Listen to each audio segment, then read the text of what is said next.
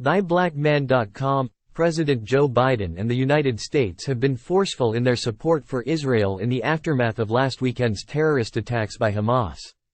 Biden's remarks were powerful and unequivocal. His condemnation of Hamas was clear-sighted and forthright. There was no moral equivalence between Israel and Hamas. His message was spot on. Biden called the Hamas attacks pure, unadulterated evil, and stated that Hamas is a group whose stated purpose for being is to kill Jews. He did not flinch from describing the atrocities that Israelis had suffered. Parents butchered using their bodies to try to protect their children. Stomach-turning. Reports of babies being killed. Entire families slain. Young people massacred while attending a musical festival to celebrate peace. Women raped, assaulted, paraded as trophies. Families hiding their fear for hours and hours, desperately trying to keep their children quiet to avoid drawing attention. The bloodthirstiness of Hamas is reminiscent of the worst rampages of ISIS. He warned other parties, i.e., Iran and Hezbollah, to stay out of it. Biden displayed remarkable leadership in the moment.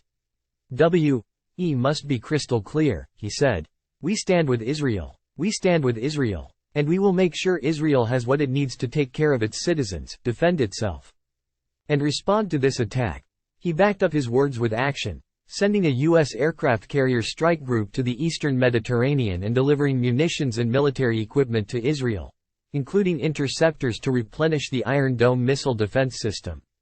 The U.S. Department of Defense has warned Iran and Hezbollah to back off. Otherwise, the U.S. is prepared to come to Israel's defense. The contrast with the radical ideologues of the Black Lives Matter movement and leftist student groups on campuses throughout the United States, among others, could not be more clear. BLEM's Chicago chapter posted a graphic of a paragliding Hamas terrorist with the words, "I stand with Palestine," emblazoned under the image. The group also shared an infographic in which supporters of Hamas educate those who say Hamas's hostage-taking was a bad thing. The few Israeli hostages are in fact Israeli soldiers and Israeli army generals who are responsible for keeping Palestinians hostage in the world's largest open-air prison, Gaza. The 2.4 million Palestinians held hostage are all civilians.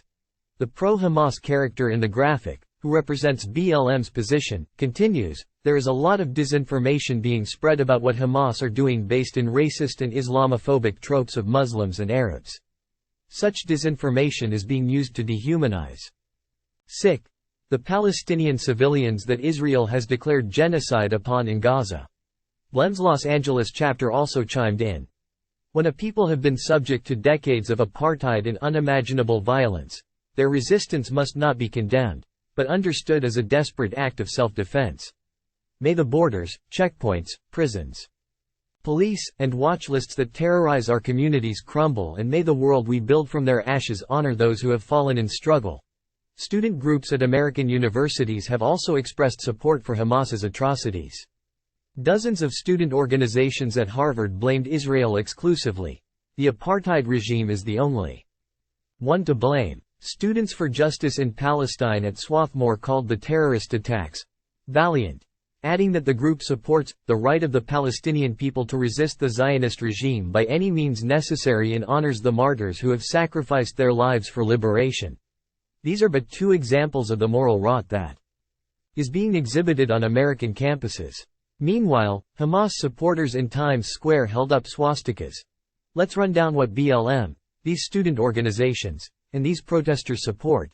An invasion of Israel in which Hamas terrorists murdered more than 1,200 people, including babies in their cribs, on the deadliest day for the Jews since the Holocaust. Abducted civilians, including a Holocaust survivor, videotaped themselves mocking kidnapped children.